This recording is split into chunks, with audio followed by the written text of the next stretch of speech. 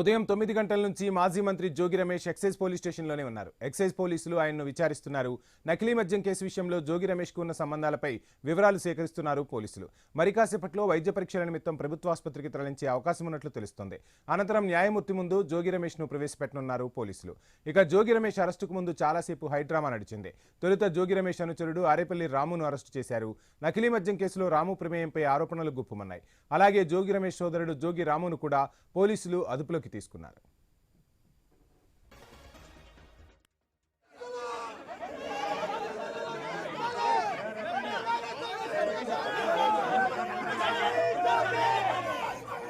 చూస్తున్నాం మొత్తంగా సుదీర్ఘ విచారణ అయితే కొనసాగుతోంది. ఇంకా ఎక్సైజ్ పోలీస్ స్టేషన్లోనే జోగి రమేష్ ఉన్నట్టుగా తెలుస్తుంది. విచారణ ఎప్పటి వరకు కొనసాగే అవకాశం ఉంది? ఈ రోజు ఏమైనా న్యాయమూర్తి ముందు ప్రవేశపెడతారా? డీటెయిల్స్ ఏంటి?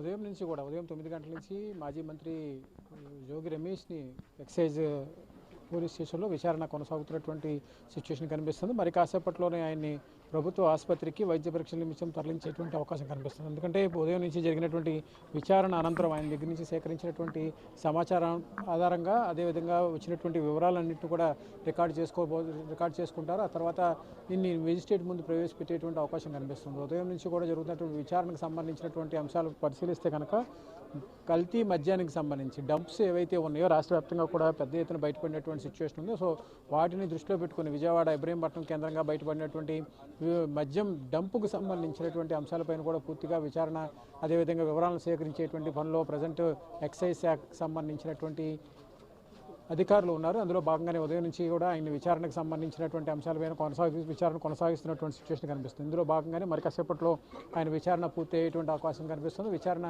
పూర్తయిన తర్వాత ఆయన్ని ప్రభుత్వ ఆసుపత్రికి వైద్య పరీక్షల నిమిత్తం తరలించేటువంటి అవకాశం కనిపిస్తుంది. ఆ తర్వాత అరెస్టుకు సంబంధించినటువంటి అంశంపైన అధికారులు అధికారికంగా ప్రకటించేటువంటి అవకాశం కూడా కనిపిస్తుంది. ఎందుకంటే ఉదయం నుంచి జరుగుతున్నటువంటి విచారణకు సంబంధించినంత వరకు కూడా జరిగినటువంటి కల్తీ మద్యానికి సంబంధించినటువంటి అంశంలో వెలుగులోకి వచ్చినటువంటి వాస్తవాలు, ఆ వాస్తవాన్ని ఆధారంగా చేసుకుని జరుగుతున్నటువంటి ప్రచారాలు, అందులో భాగంగా జోగి రమేష్ ప్రమేయం, అదేవిధంగా ఆయన కుటుంబ సభ్యులకు సంబంధించినటువంటి ప్రమేయం కూడా ఉంది అనేటువంటి ఒక ప్రచారం జరుగుతుంది. అందులో భాగంగానే కల్తీ మద్యంకి సంబంధించినటువంటి కేసులో A1గా ఉన్నటువంటి నిందితుడు ఇచ్చినటువంటి ప్రాథమికమైనటువంటి సమాచారంతో జోగి రమేష్ని పోలీసులు అరెస్టు చేయటం, ఆయన్ని ఉదయం ఇంట్లో అరెస్ట్ చేసిన తర్వాత ఎక్సైజ్ ప్రొహిబిషన్ అండ్ ఎక్సైజ్ స్టేషన్కి తీసుకొచ్చి ఇక్కడే ఉదయం నుంచి కూడా విచారణ కొనసాగుతుంది. ఉదయం 9 గంటల నుంచి అంటే దాదాపుగా 7-8 గంటలుగా కూడా ఉదయం నుంచి కూడా ఇదే రకమైనటువంటి విచారణ కొనసాగుతున్నటువంటి సిచ్యువేషన్ కనిపిస్తుంది. ఈ విచారణకు సంబంధించినటువంటి అంశాల్లో వెలుగులోకి వచ్చేటువంటి విషయాలు ఎలా ఉండబోతున్నాయి, అధికారులు అడిగేటువంటి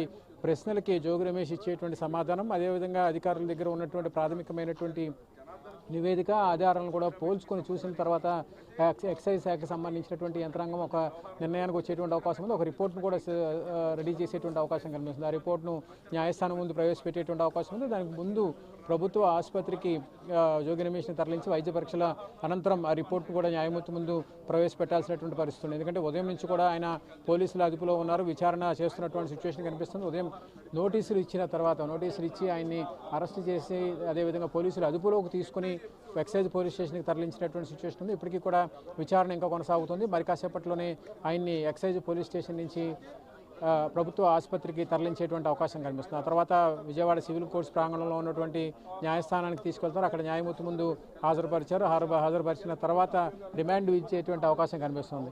ఇందుకు సంబంధించి ఇప్పటికీ విచారణకు సంబంధించినటువంటి అంశం ఏదైతే ఉందో దాన్ని ప్రాథమికంగా కూడా వివరాలు సేకరించేటువంటి అంశం, అదేవిధంగా పోలీసులు ఇప్పటికీ కూడా ఆయన విచారణకు సంబంధించినటువంటి అంశాలకు సంబంధించి ఆయన్ని తరలించేందుకు జోగి రమేష్ని తరలించేందుకు వాహనాన్ని కూడా ఇప్పటికే రెడీ చేసి పెట్టారు. మరి కాసేపట్లోనే ఆయన్ని ఇక్కడి నుంచి విజయవాడ ప్రభుత్వ ఆసుపత్రికి తరలించిన తర్వాత అందుకు ఆయనకు సంబంధించినటువంటి విచారణకు సంబంధించినటువంటి అంశాల్లో వెలుగులోకి వచ్చేటువంటి అంశాలు ఎలా ఉండబోతున్నాయి, ఆ విచారణకు సంబంధించినటువంటి అంశాల్లో వచ్చేటువంటి నివేదిక ఆధారంగా తీసుకునేటువంటి చర్యలు. ఎందుకంటే కేసుకు సంబంధించి రాజకీయంగా తీవ్రస్థాయిలో దుమారం చెలరేగినటువంటి నేపథ్యంలో ఈ వివరాలకు సంబంధించి జోగి రమేష్ నుంచి వచ్చినటువంటి సమాచారం, అదేవిధంగా అధికారులు దర్యాప్తు చేసిన క్రమంలో వెలుగులోకి వచ్చినటువంటి ఆధారాలు, వాటన్నింటినీ కూడా పోల్చుకొని చూసిన తర్వాత అదేవిధంగా ఈ కేసుకు సంబంధించినటువంటి అంశంలో విచారణ అధికారులుగా ఉన్నటువంటి అధికారులు ఎవరైతే ఉన్నారో వాళ్ళు నివేదికను సిద్ధం చేయటం, ఆ నివేదిక సిద్ధం చేసిన తర్వాత న్యాయమూర్తి ముందు ఉంచేటువంటి అవకాశం కనిపిస్తుంది. సో ఇప్పుడు ఈ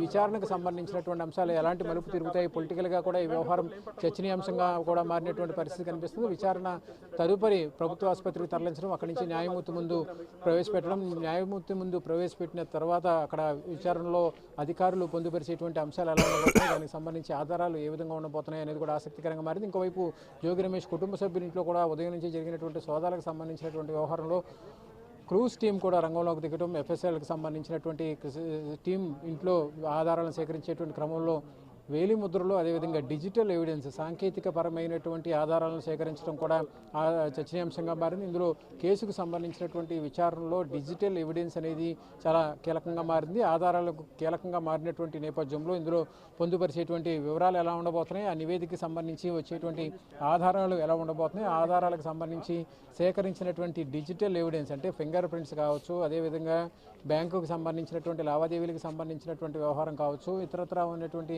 డిజిటల్ ఎవిడెన్స్ ఏదైతే ఉందో ఆ ఎవిడెన్స్ను పూర్తి స్థాయిలో సేకరించడం, దాన్ని న్యాయమూర్తి ముందు ప్రవేశపెట్టిన తర్వాత కేసుకు సంబంధించినటువంటి తీవ్రతను దృష్టిలో పెట్టుకుని కల్తీ మద్యానికి సంబంధించి ప్రజారోగ్యానికి సంబంధించినటువంటి అంశం కావడంతో ఈ వ్యవహారం ప్రజెంట్ కల్తీ మద్యానికి సంబంధించినటువంటి అంశం డంప్స్ ఏకంగా బయటపడటం, అందులో రాజకీయ నాయకుల ప్రమేయం ఉండటం, ఈ మొత్తం అంశానికి సంబంధించి కూడా ప్రజెంట్ ఆసక్తికరంగా మారినటువంటి సిచ్యువేషన్ కనిపిస్తున్నటువంటి నేపథ్యంలో తదుపరి కేసుకు సంబంధించినటువంటి విచారణ ఏ విధంగా ఉండబోతుంది, రాబోయేటువంటి రోజుల్లో ఈ కేసులో మరికొంతమంది కీలకమైనటువంటి నేతలను అరెస్టు చేసేటువంటి అవకాశం కూడా ఉందనేటువంటి ప్రచారం జరుగుతున్నటువంటి నేపథ్యంలో ఈ కేసుకు సంబంధించి సీరియస్నెస్ మరింత పెరుగుతుంది. పొలిటికల్గా కూడా, రాజకీయంగా కూడా ఈ కేసుకు సంబంధించినటువంటి అంశంలో మరింత చర్చనీయాంశంగా మారినటువంటి పరిస్థితులు కనిపిస్తున్నటువంటి నేపథ్యంలో రాబోయేటువంటి రోజుల్లో కేసుకు సంబంధించినటువంటి దర్యాప్తు ముమ్మరంగా చేసేందుకు కూడా అధికార యంత్రాంగం పెద్ద ఎత్తున ఎక్సైజ్ శాఖకు సంబంధించినటువంటి యంత్రాంగం ప్రత్యేకమైనటువంటి దృష్టి సారించింది. అందులో భాగంగానే ఇప్పటికే ఈ కేసుకు సంబంధించి వచ్చినటువంటి ఆరోపణల నేపథ్యంలో